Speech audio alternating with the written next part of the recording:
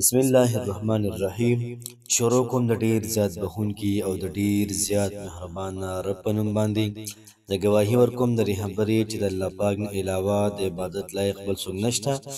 نبی کریم صلی الله علیه و آله وسلم د الله پاک بنده او د الله پاک رسول دی. په دې وخت تاسو ګورئ وظایف کې دنیا چینل او زه مخاطب یم تاسو سره د یوې نوې وظیفې په سلسله کې. الله پاک هم ښاد آباد خوشحال او بریالي ساته.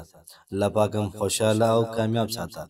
نن چې محترمو زمونږ کوم وظیفه ده ډیره زیاته اثرناکه او ډیره زیاته مختصر ده. کم چې موږ د خپلو علما کرامو نه کوم چې مشران علما کرام د هغوی نه اورېدلې ده د هغوی په خبرو په رڼا کې محترمو د وظیفه زه تاسو ته دا پیش کوم. دومره قیمتي وظیفه ده که چېرته ستاسو یو حاجت نه پوره کېږي انشاءالله پوره کېږي به. که ستاسو مشکل نه حل کېږي به انشاءالله. که د مال او دولت انبار غواړئ ډېرې غواړئ نو دا دوه وظیفې شروع کړئ انشاءالله العزیز. دومره مال او دولت به الله پاک درکړي چې حیرانه به شئ ورته. ته به چې دومره مال او دولت د کوم طرف به راغلی یار. انشاءالله العزیز سره موږ پر دوه وظیفو باندې عمل وکړو. د ژوند معمولي ساز وکړو د ژوند حصه ساز وکړو. بیا ګوره مال او دولت ته دا به راځي او که نه راځي. زموږ علما کرام په دې باندې محترم ډېرې زیات هغوی تجربې کړي دي. د ژوند او د زندګۍ د هغوی یو قسمه نچوړ هغه دا دی. نو دوه وظیفې زه تاسو ته ښیم د مال او دولت او دغه رنګې په رزق کې د برکت. بعض وخت کې انسان سره ډېرې زیاتې پیسې خو برکت پکې نه یو کړپ کې ختمېږي ستا. او بعض انسان سره لږې پیسې هغه لږې پیسې نه لګي میاشت ختمه شي بلې تنها هم راشي هغه بل تنها کې نوي پیسې پاتې یا نیم نه سیوا پاتې. دې ته ویل کېږي برکت. نو زموږ په هر یو څیز کې نن سبا برکت نشته دی ځکه چې موږ د برکت او د مال د ډېروالي سوال نه کوو. موږ به صرف دنیا به زینت یو او دنیا به څنګه وګټو څنګه نه دنیا وګټه ښه ډېره وګټه ځکه چې مال او دولت پیسې او حلال کسب کول فرض دی او کې خو هغې سره د دې کې د برکت سوال هم کوئ او وظایف هم کوئ انشاءالله العزیز.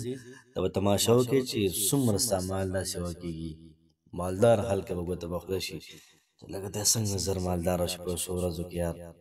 نو زموږ چې کومه لومړۍ وظیفه ده لومړۍ وظیفه دا ده چې ته به د سهار د مانځه نه بعد او دغه رنګې د ماښام د مانځه نه بعد سورة القریش دا به ته ووایې 11 پېړۍ.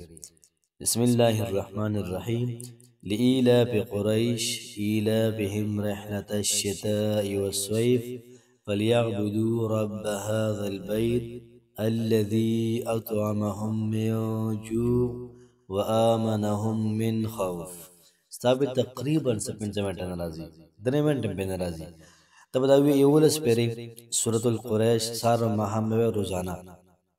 بلی وظیفه ده الله الصمد صرف د ماهم د مانځنه بعد صرف د ماهم د مانځنه بعد الله الصمد الله الصمد.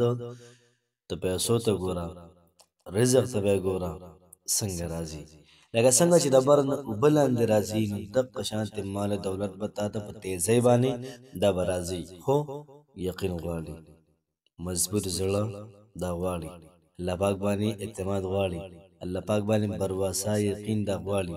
که چېرته برواسه نه وه یقین نه و اعتماد نه و نو بیا ذکر کول هغې په ته ثواب میلاویږي خو چې سره بارګیا به نه کېږي بیا.